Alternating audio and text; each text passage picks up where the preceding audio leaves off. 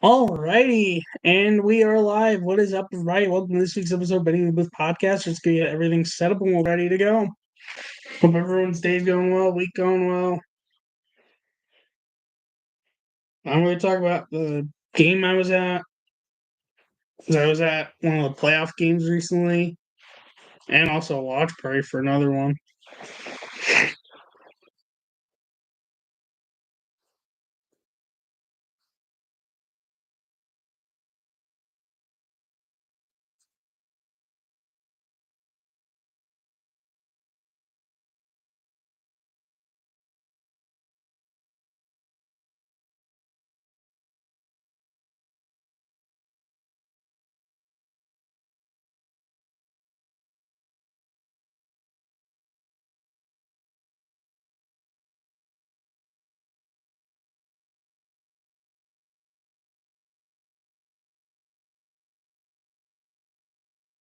That's recording.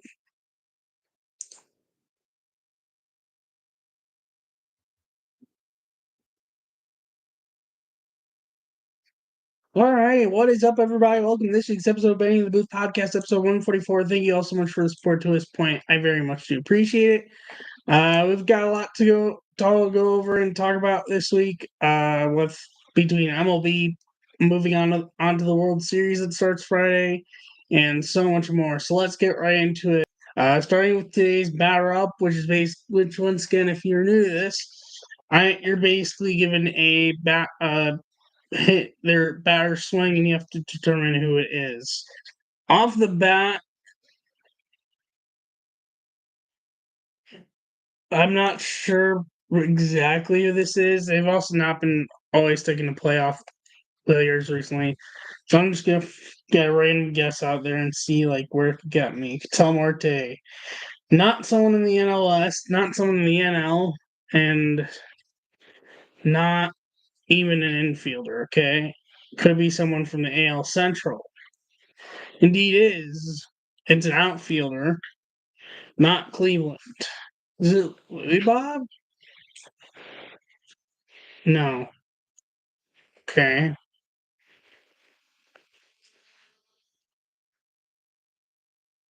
It's not Tigers either. Is this gonna be maybe someone from Kansas City? No. So this is gonna be a Twins outfielder. It's not Buxton.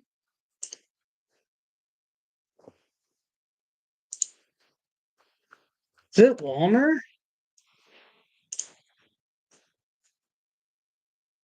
Yeah. How about that? Not Wallner. I don't know how that randomly just came to my mind, but I'll take it. Let's see what pitcher is today. Okay. No one instantly coming to mind. Since the first guy was AL Central, let's start with AL Central's guess. Well, it is American League and is a starter, but not the AL Central. Could be someone in the AL West. Indeed, it is, but it's not an Angel. Okay, it's not Hunter Brown, is it? No, it's not even anyone on the Astros. Okay, could be someone from Seattle. I just well, either way gives me a team that's not. But someone from Seattle. Yes. I've just been nowhere near. It's not Gilbert. Oh, is it Brian Wu? How about that? I clutch up both times. Well, that's a good clutching. All right. Let's go to today's immaculate grid then. So the grid today, the top is Yankees, Diamondbacks, and 2,000 plus hits career, with the going down being the Red Sox, Mets, and Cubs. Cubs and Yankees. Fun little answer who played for both for a short time. Kenny Lofton. 0.9%, I will take that. Cubs, Diamondbacks.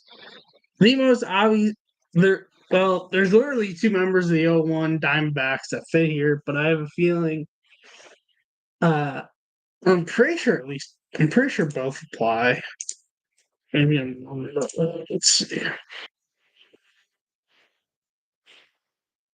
Yeah, both apply. I could literally use either or. Anyone here? Let's hear people. I can either go Luis Gonzalez or Mark Grace, and I don't use much of either on Immaculate Grid much. I'm gonna go with Luis Gonzalez. 10%, a lot higher than I thought that'd be, but fair enough. No, out of curiosity, he oddly enough fits for 2,000 plus career hits. Could I use Mark Grace for 2,000 plus hits? I can indeed. So you know what? Why not? I'll use him here. 4%, I will take that. Okay. Yankees, Mets, David Cone, Dwight Doc Gooden, Darryl Strawberry. There's like countless names that fit here.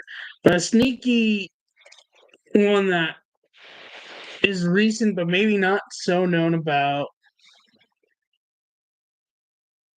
is Beltran, who like snuck a few years with the Yankees. 3%, I will take that, but mainly more known for Met than a Yankee. Diamondbacks, Roberto Alomar fits here. 3%, I will take that. Yankees, Red Sox. Well, David Wells, the other David Yankee starting pitcher, fits there. 1%, I'll take that. And then Red Sox, Diamondbacks, Chris Young, outfielder, fits there. Oh, it's the other Chris Young. Okay. 0.8%, I will take that. 2,000 plus hits for either Mets or Red Sox. If you fit us, no, not even close. You fit, yeah. I'm gonna use it for Red Sox and use it on Jimmy Fox. So I'm not gonna get 9, but I can get 8. I will take that. 124 is my total rarity score. Playing spot is usually like a good amount of points added to your rarity score. So the top answers: Yankees, Red Sox at 21%. Johnny Damon, that honestly kind of surprises me, but he did play for both. Red Sox, Diamondbacks makes sense. 53% would be Kurt Schilling. 21% for 2,000 plus career hits with the Red Sox, Ted Williams. That does not shock me. Darryl Strawberry for Yankees Mets at 14%. That's a little bit interesting than I would have expected. Mets Diamondbacks top answer 24% is Max Scherzer. Mets 2,000 plus hits is Mike Piazza 29%. Cubs Yankees 29% is Anthony Rizzo. That makes sense. Cubs Diamondbacks at 38% is Mark Grace. Happy I did not put him there instead of Gonzo because that would have been more towards my rarity score. And then Cubs 2,000 plus hits career is Ernie Banks, which that makes sense. So that is the Immaculate Grid today. And batter up. Where do I want to start?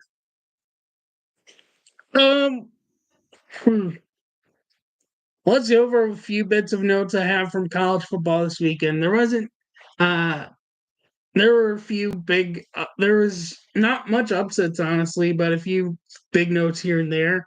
Georgia-Texas game, it wasn't even close. Georgia whooped them 30-15. Controversy surrounding that game, a whole mess. What is up with that game? But Georgia beat Texas in Texas, which shook up the rankings big time.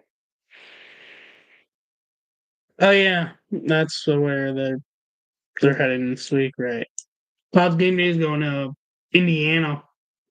Bama lost to Tennessee 24-17. They're just struggling at this point, just searching for answers. Nebraska got hammered by number 16 Indiana 56-7 in Indiana's first 7-0 start since 1967. And then Illinois, number 22, beat number 24 Michigan 21-7. Michigan is just struggling this year, and it makes me wonder if there really going to be much competition once we get to uh,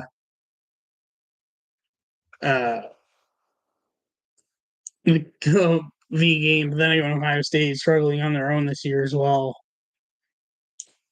Here.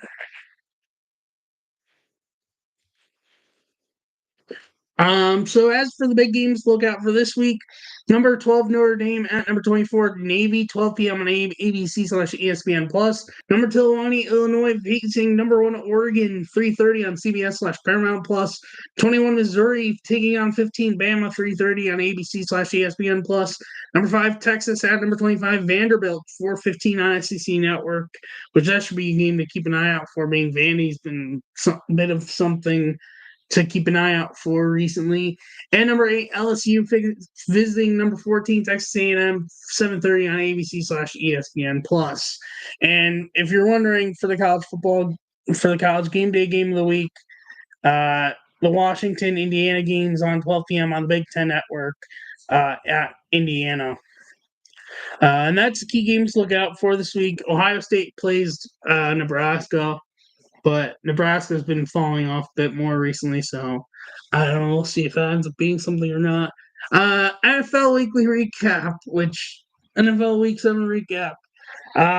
Browns, I don't even know where to start with this game. I kind of knew once the opening kickoff happened, which Charlie Jones took the opening kickoff for a touchdown for the Bengals, which was their first since 2020, Brandon Wilson, I kind of knew this game was over. I still watched as a Browns fan, and I actually know people who went to that game. Shout out my dad and my brothers and cousins. But I kind of knew from that opening kickoff that, like, yep, pack your bags, this game's over. And it got worse and worse from there because now Watson's out for the season on a torn Achilles. DTR's got broken, has the whole thing with his fingers once again. And Jameis Winston, even though he was inactive prior to the game, came in to fill in for DTR, which I'm just like, hold on. Are you even allowed to do that in the NFL? You know, while I'm here,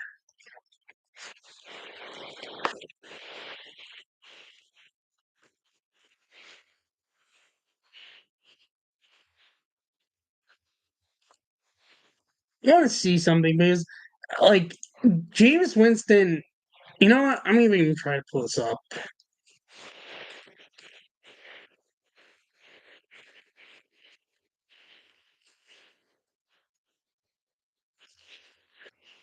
There's no way what the Browns did was legal. I mean, I get they had to go to a third QB, but no way it's legal. Okay, Jameis Winston, and this was for Week 7 of this year, inactive.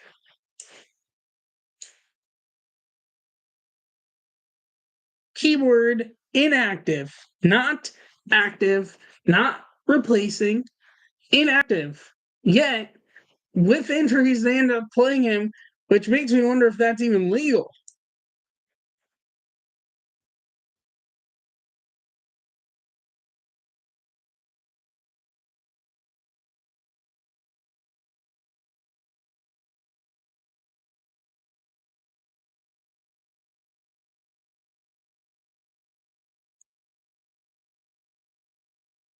I want to see something.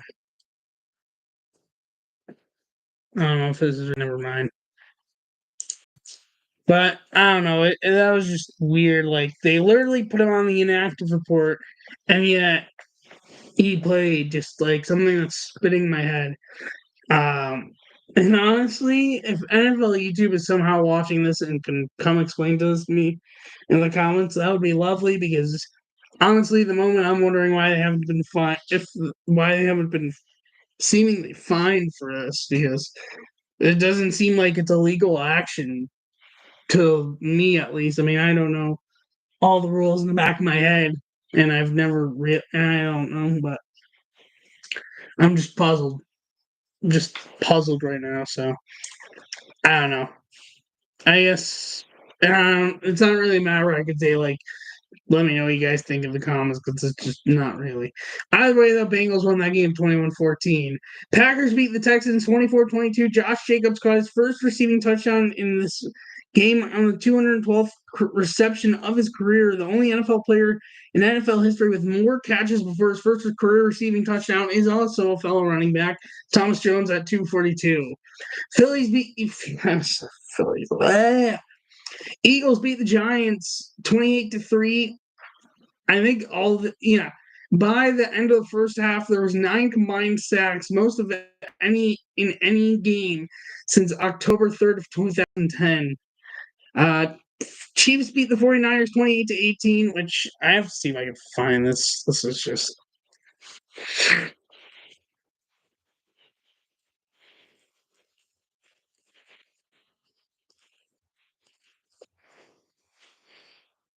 let's see if I can find this.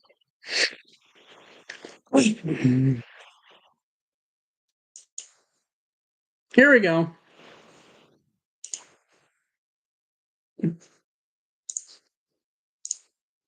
Look at what they tried to do here. Carson Wentz here, Mahomes here, Patrick Mahomes, Travis Kelce, and Kareem Hunt in 3-point stance, all behind the line of scrimmage, and they almost got a touchdown out of it, but they didn't. Which is just, I just like, what even is going on in football anymore? This team just knows how to do illegal. Like, it's as if they're just trying to show more ways that they're going to be able to win the Super Bowl this year. Like, I don't know. It's just wacky.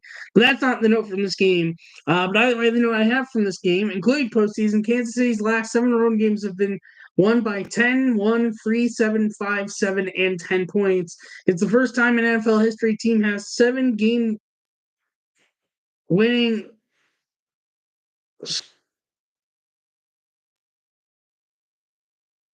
7 wins on the road, with all wins coming by 10 points or less, including the playoffs.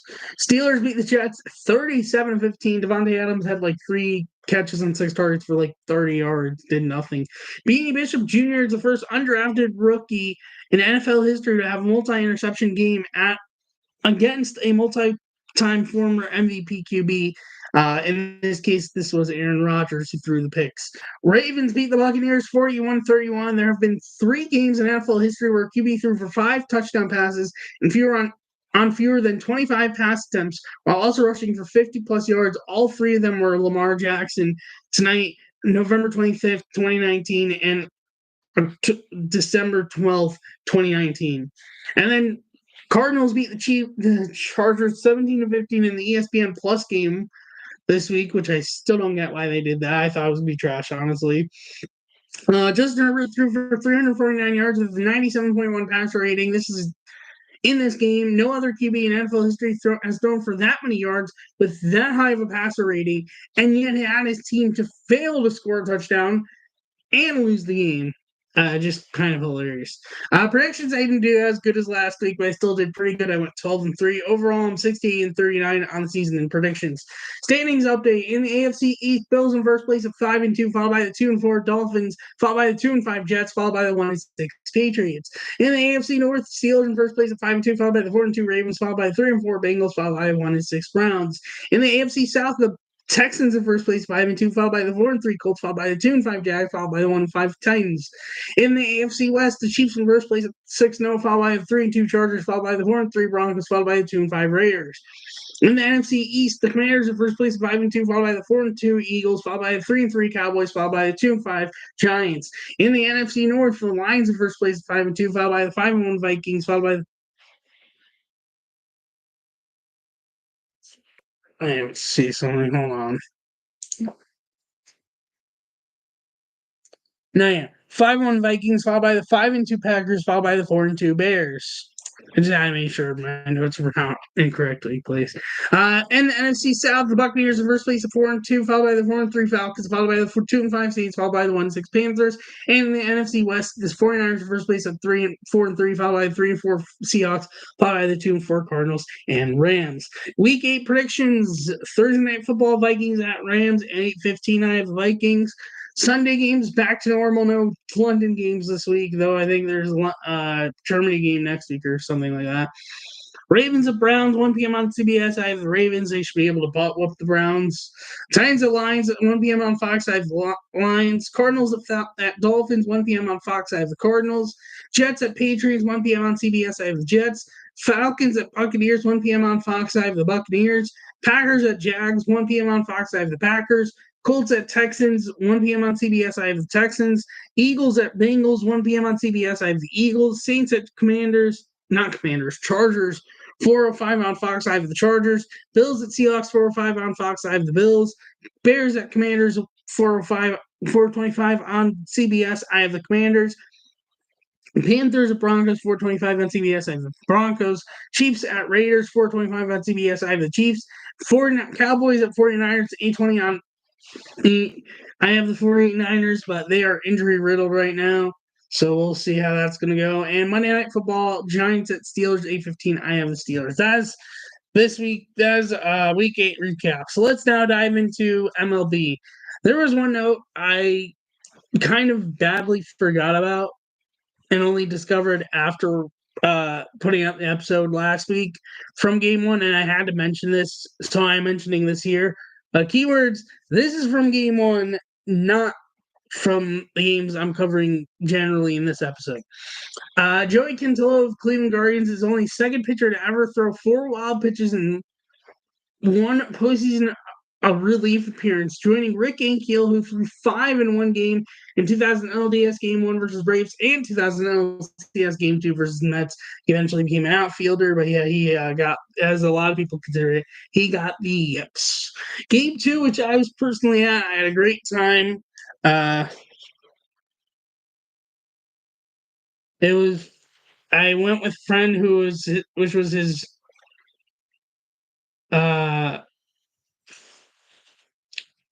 first ever playoff game, and had a fun time. This is from after the game. I ended up even videoing first pitch for myself and my friend to have. Well, I guess you can't really see it so well because of but I had a great time. Yankees won 6-3. This was a game in its own. And the start of the Brian Rocchio errors that cost Cleveland the series. Brian Rocchio, their shortstop, who is a Gold Glove candidate, oddly enough, made an error in this Game 2, Game 4, and Game 5 that basically single-handedly sent New York to the World Series for the first time since 2009. Yankees won the series, by the way, 4-1. By the way, note from Game 3, his single in the third, though, marked a 7-game hit streak for him, which is longest by a Cleveland player to start postseason career. Aaron Judge's 2-run homer in the 7th is his 14th career postseason homer, passing teammate Stanton's 13 for 5th most in postseason in New York Yankees postseason history. Though that Stanton and Judge's numbers will change by the end of the notes for this week's episode. Behind Bernie Williams, 22, Derek Jeter, 20, Mickey Mantle's 18, and Babe Ruth, 15. With Clay Holmes and Luke Weaver pitching in this game, they have pitched in all 6 New York's 6 postseason games so far, beating the 3rd and 4th players and 4th and 5th time in New York Yankees postseason history to appear in each of the Yankees' first 6 games of postseason, joining 2019 Adam Ottavino and 2009 and 2004 Mariano Rivera. We're also the 6th duo of relief pitchers for a team in postseason to appear in each of the team's first 6 games of postseason, joining 2021 Braves Tyler Matzik, Luke Jackson, 2018 Brewers Corey Knebel, Jeremy Jeffries, 2017 Brandon Morrow, Kenley Jansen for the Dodgers, and 2014 Kansas City Royals, Greg Holland, Wade Davis, and 2007 Colorado Rockies, Brian Fuentes, Manny Corpus. Luke Weaver is also the 3rd pitcher to finish each of his team's first 6 games of postseason, joining 2023 Jose Leclerc and 2017 Kenley Jansen. Yankees now have a 4 at that time, though it would change by the end of the series, 490 on base percentage, leading off an inning this postseason. That's the 2nd highest by any team. If we're 16 behind 1965 Dodgers 510. Stephen Kwan's 13 hits lead all AL players in the postseason. He probably added another hit or two afterwards, but that was through game 2. Game 3, Cleveland won 5-3 in 10 innings. Judge's go-ahead 2-run homer, and this ended up being the last homer hit in the postseason. And Stanton solo home run, both off Class A, both in the 8th. Went back-to-back in our first Yankees duo to do so in the playoffs since 2010 ALCS Game 5, Nick Swisher and Robinson Cano versus Texas Rangers. Kyle Manzardo's go-ahead 2-run homer in the 3rd makes him the 6th Cleveland rookie with a postseason homer, joining Brian Rocchio from Game 1 of the series. 2022 Stephen Kwan also versus the Yankees in ALDS Game 1. 2022 Oscar Gonzalez AL Wildcard Series Game 2 walk-off homer. 2007 Asdrubal Cabrera, and 1948 Larry Doby. Judge and Stanton's homers marks the 50th game they both homer, including postseason, which is 3rd most for Yankees duo behind Babe Ruth, Lou Gehrig 75, and Mickey Mantle, Yogi Berra 56, and ahead of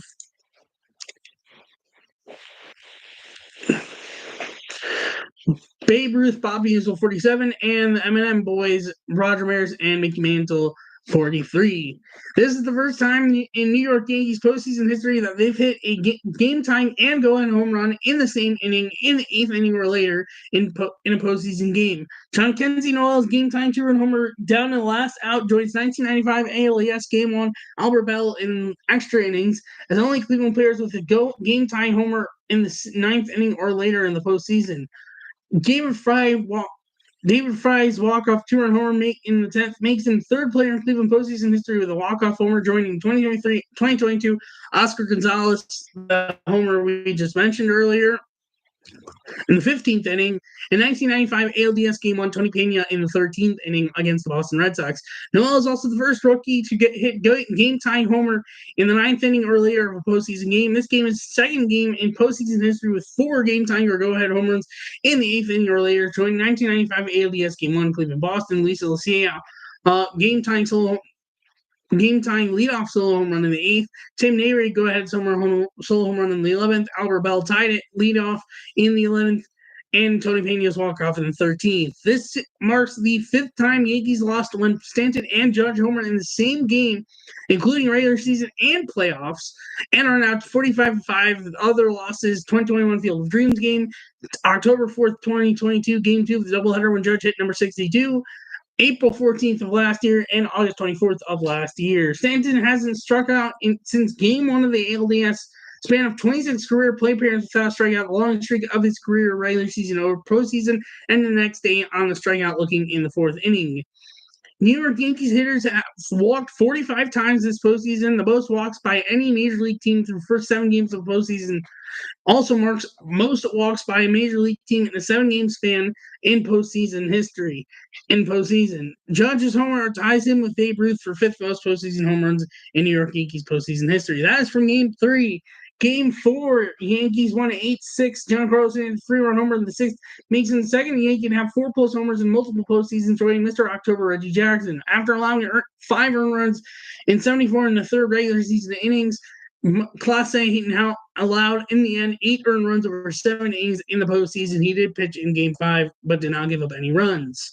Austin Wells held a home run in the 2nd. It makes him the first rookie catcher with a postseason homer for New York Yankees. Juan Soto now has 5 career postseason games with at least 1 homer and a walk, tied for most such postseason games before turning 26 years old with Mickey Mantle and Manny Ramirez, Albert Pujols, and Rafael Devers. Jeff Chisholm Jr. sack bunt in the 6th makes him the 2nd cleanup hitter with a sack bunt in New York Yankees postseason history, joining 1926 World Series Game 1 and Game 5 Bob Musial, and joins Bryce Harper in 2022 NL Wildcard Series or NLDS Game 1 as only cleanup hitters to do so in postseason in the wildcard era. Clay Holmes became the 5th pitcher to a reliever to appear in each of the team's first 8 games of postseason, joining 2021 Tyler Matzik, 2014 Greg Holland, 2014 Wade Davis, and 1996 Jesse Orosco. The Yankees have 48 walks this postseason, tied for most in an 8-game span in a single postseason by any team, with 19 timed with 1998 New York Yankees in ALCS games 1 through 6 and World Series games 1 through 2. Stanton's 15 homers in his first 35 career postseason games is tied with Carlos Beltran and Nelson Cruz for most homer most by a player in his first 35 career postseason games. And then Game 5, Yankees won 5-2 in 10 innings. Giancarlo Stanton's won ALCS MVP. Giancarlo Stanton's go ahead game tying two-run homer in the sixth is his fourth postseason.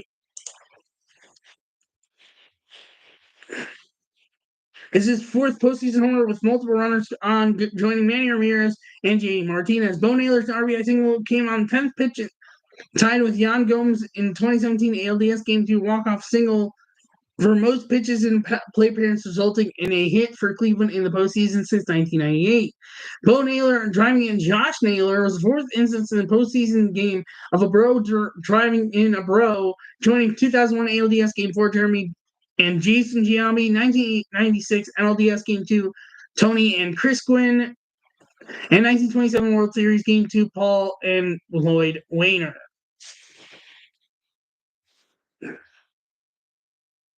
Sorry about that.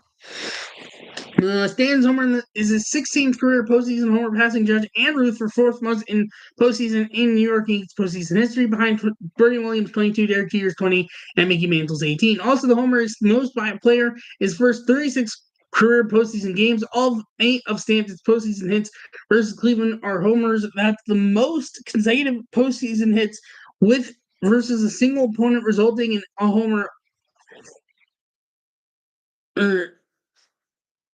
All-time next longest would be 1995 and 99 Jim Tommy's 5 versus Boston Red Sox. Stanton has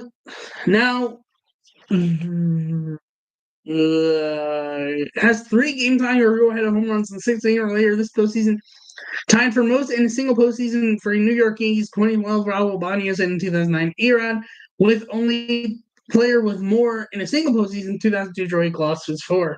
Juan Soto's go-ahead 3-run homer in the 10th is his 10th homer before 26, which is tied for second most postseason homers before turning 26 behind Carlos Correa 11, and tied with Randy Rosarina, Alex Bregman, and Albert Pujols. Also in this game, also is fourth extra inning homer in LCS clinching game win, joining 2003 ALCS Game 7 Aaron Boone, 1997 ALCS Game 7 Tony Fernandez, and 1903 ALCS Game 4 Tito Landrum. Soto and Boone are only extra inning homers in postseason series clinching wins in New York Yankees postseason history. Stanton's 4 hits, all homers, ties him for most hits, all homers in the postseason, joining 2022 NLCS Rhys Hoskins for most hits, all homers in Stanton's first LCS or World Series MVP, who's a batter and had all of his hits be homer.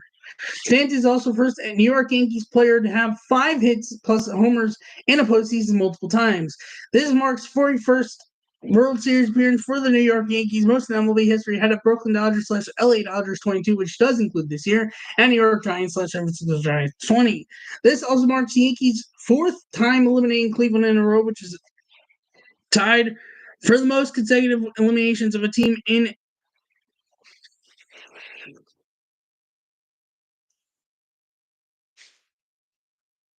head-to-head postseason round, tied with 2015 and 2022 Astros over Yankees, 1981 and 2018 Yankees over Athletics, and 1986 2008 Red Sox over Angels, and behind 2003 to 2019 Yankees over Twins 6, and 1923 to 62 Yankees over New York / San Francisco Giants, and 1941 to 53 New York over Brooklyn / LA Dodgers. The 5-game tying or go-ahead home runs in this series in the 8th inning or later is most in a single postseason series.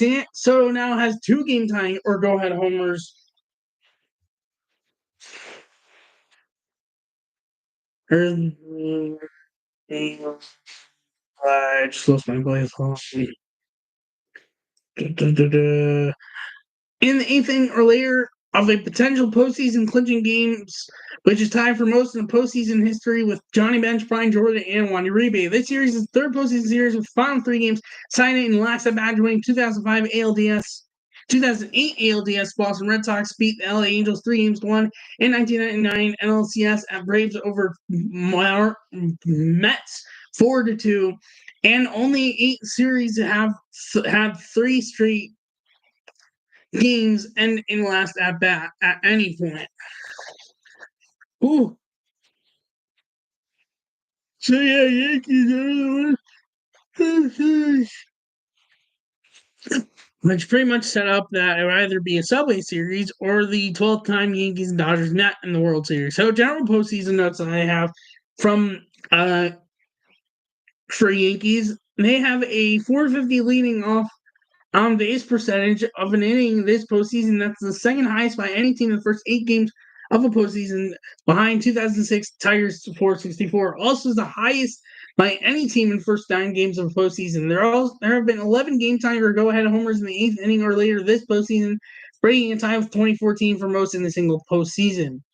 The Yankees have a 3.833 on base percentage from the top 2 spots in the order in the first inning this postseason. That's the highest by any team in the first 9 games of a postseason, as well as 786 batting average and 1.286 slugging percentage. And there's more general notes, but the rest are going to be for Dodgers. Also, I have notes on this World Series matchup. And by the way, there's between the Yankees Game 4 win and the Mets Game 5 win, it's the 9th time they've both won a postseason game on the same day, joining all the dates I've mentioned a whole bunch of times already through these episodes. I'm just not going to go through the list again. If you want to know the list, you could go back to or episodes on the playoffs earlier. And then the Dodgers Mets series, which the Dodgers won 4-2. I was at the Game 6 watch party, oddly enough, in Citi Field. Did not work out so well, as that was the game the Dodgers clinched the series. Either way, Game 3, Dodgers won 8-0. Kike Hernandez 2-run homer in the 6th is his 15th career postseason homer, which is 8th most among active players. Luis Severino gang and Gavin Lux to ground out third base unassisted in third, marks 15 batters since last base load hit he gave up, which was last on June 18, 2023 to Tristan Casas. Max Muncy solo home run in the 9th is his 13th in his career, which ties Corey Seager and Justin Turner for most of the Dodgers postseason history.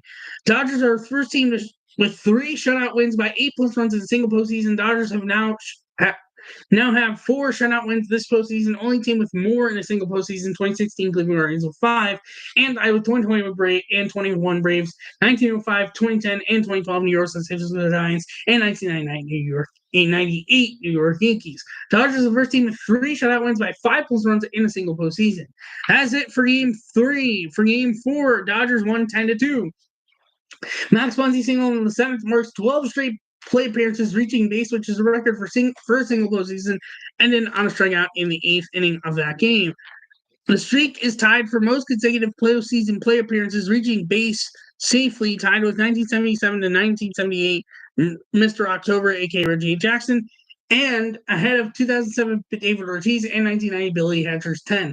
Otani's leadoff homer in the 7th is the 7th Dodgers leadoff homer, Dodgers' 7th postseason leadoff homer, which is tied for most, tied with Phillies and Yankees, and jumping out of the Mets 6. The 31 walks in the first 4 games of the series is most drawn walks in a 4-game span in a postseason history, ahead of 1995 Yankees ALDS games 2 through 5 and 1974 Dodgers LCS games 1 through 430, and 2009 and 2000 New York Yankees ALCS games 3 through 6 and ALCS games 5 through World Series Game 229. Dodgers have scored 8+ runs in 3 games of the series, which is the second most times a team did so in a single postseason ever, behind 1993 Blue Jays in the World Series and 1960 Yankees in the World Series 4.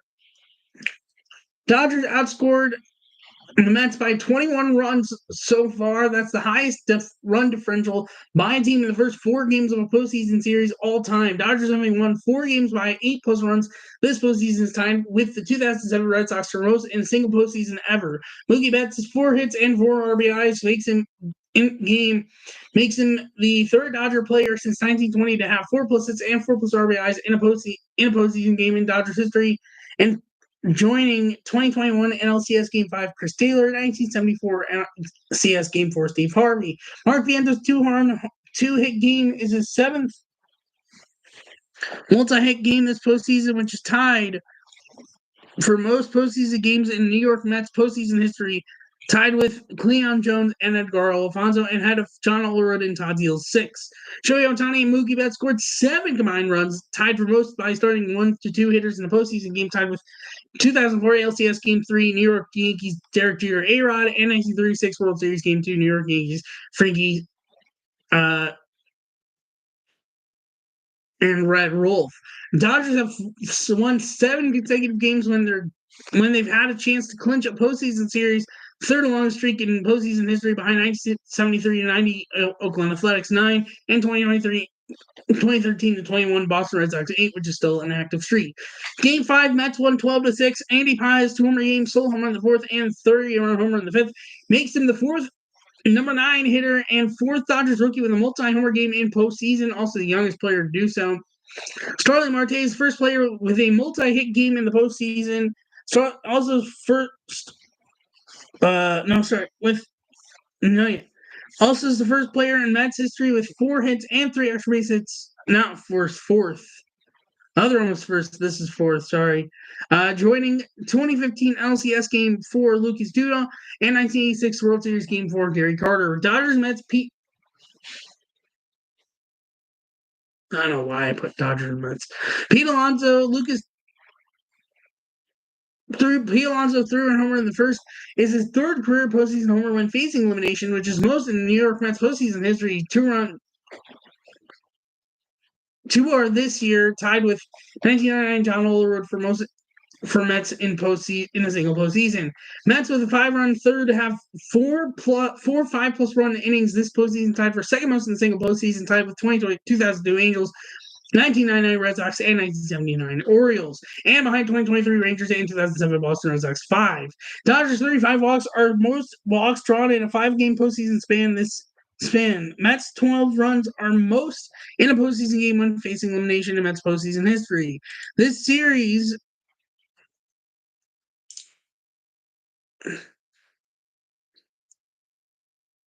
is the first postseason series where either team had 6+ run leads in 5 straight games. Mets 12 runs is tied for second most runs in a game in Mets postseason history, tied with 2006 NLCS Game 4 and behind 2015 LDS Game 3-13. This series is second series in postseason history where each of the first 5 games were decided by 4+ runs, during 1965 World Series between Twins and Dodgers, where the first 6 games were decided by 4+ runs. This is the 3rd postseason game where a team has scored 10+ runs without striking out, joining 2002 World Series Game 2 LA Angels and 1960 World Series Game 7 Pittsburgh Pirates. Mets is also the first team to not strike out in a postseason game since the Angels in Game 2 of the World Series in 2002, the 111th such instance overall, and 3rd since 1961. Max Muncy has 11 walks in the series through the full series, marking the second time he's had 9+ walks in a series with 2020 NLCS, and second player to do so twice, joining Barry Bonds in 2002 NLCS and World Series. His 11 walks is tied for second most walks in a single postseason series behind 2002 Barry Bonds with 13 and 1973 Gene Tennis and 1926 World Series Babe Ruth. And ahead of 2002 NLCS Barry Bonds and 1993 for ALCS Frank Thomas's 10. That was. And then Game 6, Dodgers won 10-5. Tommy Edmonds, NLCS MVP, making him the 12th postseason MVP acquired mid-season that season, joining 2021 Jorge Soler from the World Series, 2021 LCS Eddie Rosario, 2018 World Series Steve Pearce, 2017 ALCS Justin Verlander, 2016 ALCS Andrew Miller, 2012 NLCS Marco Scuro, 2010 ALCS Cody Ross, 2000 ALCS David Justice, 1995 NLCS Mike Devereaux, 1989 ALCS Ricky Henderson, and 1969 Don Clendenon. Edwin Diaz coming into the game in the 4th inning is his earliest relief appearance since June 14th of 2016. Max Muncy has now reached base safely 17 times in the series, tied for most in Dodgers postseason history for a series, tied with 2020 World Series Corey Seager, 2008 Manny Ramirez, NLCS Manny Ramirez, and 1955 World Series Jim Gilliam. Max Muncy's 10 walks in the series, tied for 3rd most walks in a single postseason series Oh no, I don't need that. Does that? Sorry.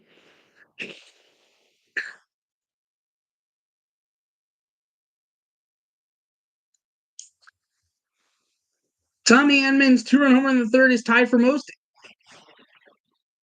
He marks 11 RBIs this postseason, which is tied for most RBIs in the postseason series in Dodgers postseason history since 1920, tied with 2020 NLCS Corey Seager, who also won NLCS MVP. Mark Vientos' two-run homer in the marks 14 RBIs from this postseason, which is most in a single postseason in Mets history, passing 2015 Carlos Granderson, 1999 John Road 12, and Mets with more are career RBIs, and Garo Alfonso 17 and Gary Carter's 15. Max Muncy's reaching base 15 times in this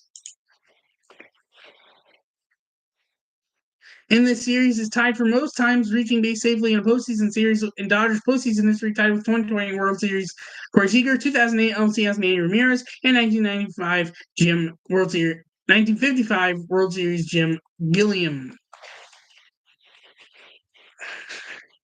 Dodgers have drawn 42 walks in this series, which is most walks drawn in a postseason series ahead of 2011 St. Louis Cardinals World Series 41 and 97 World Series Guardians 40. Tommy Edman is the fourth player to bat fourth and ninth in the lineup within the same postseason series, joining 2019 ALCS New York Yankees Aaron Hicks, 2017 World Series Dodgers Kike Hernandez, and 2011 ALCS Matt Joyce for the Rays. Hernandez for the Dodgers, Kike or Enrique. Shohei Ohtani's bloop RBI single marks reaching base for the 17th time this series, which is most in a postseason series in Dodgers history. Tommy Edman is the second player to start at center field and shortstop in the same postseason, joining 2017 Chris Taylor. Dodgers 46 runs this series is the fourth most runs in a postseason series, all-time high 1960 World Series Yankees 55, 2007 ALCS Boston Red Sox 51, and 1999 ALDS Boston Red Sox 47. The plus 20 run differential is tied for fourth most run differential in a postseason series, tied with 2017 LCS Dodgers, 1936 World Series Yankees, and 1910 World Series Philadelphia Athletics, Oakland Athletics. And behind 1960 World Series Yankees plus 28, 1996 NLCS Braves 20 plus 26, and 2001 World Series Arizona Diamondbacks plus 23. This series is the second series in postseason history where each of the first 6 games were decided by 4+ runs, joining 1965 World Series between Dodgers and Twins. Dodgers had 4 wins by 5+ runs in this series, which is tied with 2012 Giants, 2010 Rangers, and 2007 Red Sox, and LCS for most in a single postseason series. Dodgers scored 8+ runs in 4 games this series. That's tied for most in a single postseason series with 1993 Blue Jays in World Series and 1960 World Series New York Yankees. General postseason notes for the Dodgers end. The Dodgers have 5 wins by 5+ runs this postseason. Only team with more in a single postseason: 2021 Houston Astros, and 2007 Boston Red Sox 7, and 2012 San Francisco Giants 6. They also have scored 8 runs in 5 games this postseason. The only team to do so more in a single postseason: 2007 Red Sox, 2004 Red Sox, 2002 Angels 6. And then notes on this World Series matchup between the Dodgers and the Yankees is the 12th time they are meeting each other in the World Series, which is the most common postseason matchup in MLB history. The first time they are meeting each other in 43 years since 1981, where the Dodgers won behind Fernando Mania. This is the 12th time.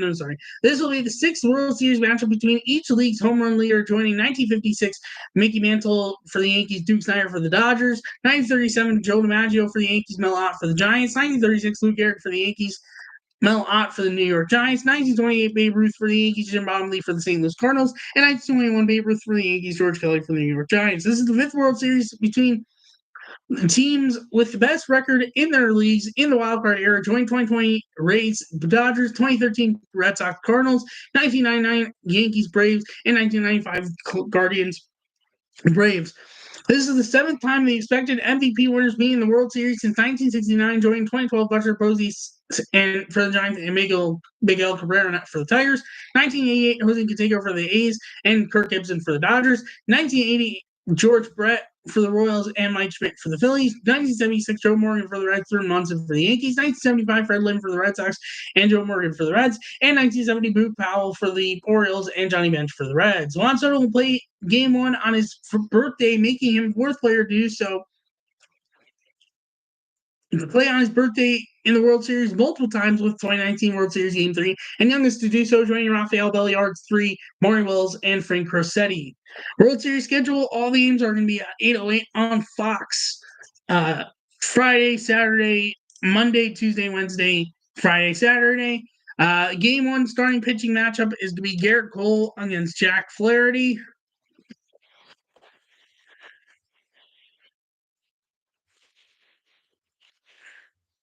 See if any of the other stars have been announced. Yamamoto starting game 2 for the Dodgers. And that's as much as been announced so far for the World Series. But it starts on Friday. All the games will be at 8:08, all on Fox. That is it for this week's episode of the podcast. Thank you so much for watching, listening, and if you're new on YouTube, please like and subscribe on the notification bell so notified when I go live and I post a new video. If you're new on audio, follow the podcast and review, hit the notification bell so notified when I post on there. Thank you so much for watching and listening. And I'll see you next week's episode 145. Bye-bye.